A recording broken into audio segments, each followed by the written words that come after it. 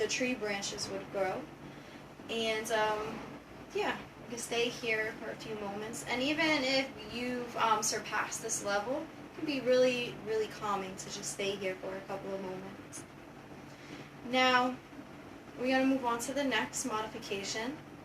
And once you've mastered maybe this, and you've gone past your calmness, and maybe you want to challenge yourself, you can place your foot right in between your knee and your ankle. You never, ever, ever, ever, ever, ever, do you hear me? Ever want to place your foot on your kneecap. This is a no. Can you say it?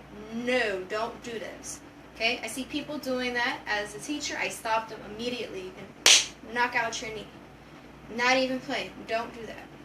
So that's the only time you'll probably hear me say, don't do that. Don't do that. It can feel comfortable, but in the end, those are delicate knee muscles as well as bone structure. You don't want to do that. So here's the next level. Alright? Again, you find peace. And if you're a little bit wobbly, you explore that.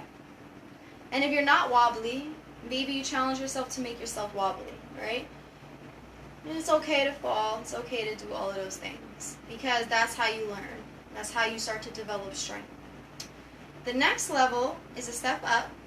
And this is the third modification most commonly used. The foot is placed right on the thigh. Make sure you're sitting up nice and straight at this point, standing up nice and straight, and so that the weight is coming from the heel. And you're feeling strength from that heel coming all the way up through your foundation.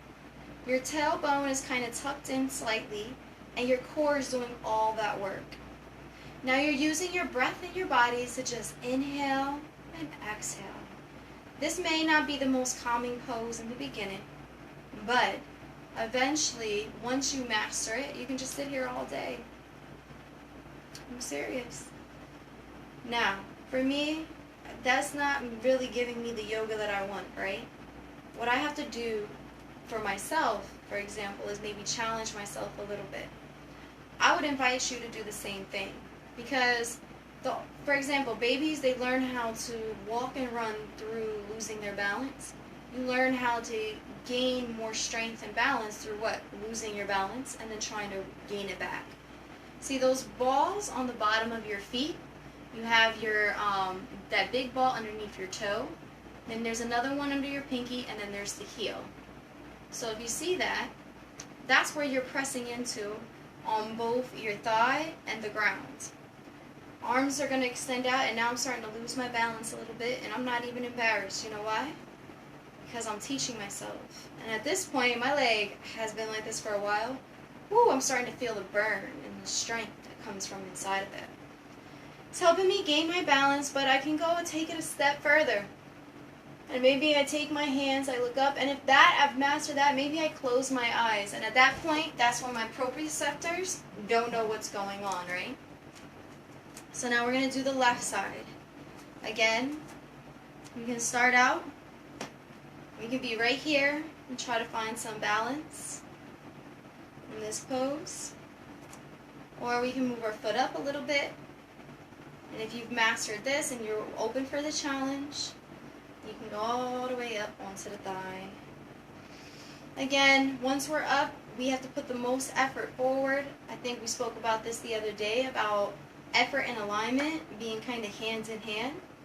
The straighter and more proper your alignment, the more effort you're going to be able to put into the pose and target the muscles that you need to target.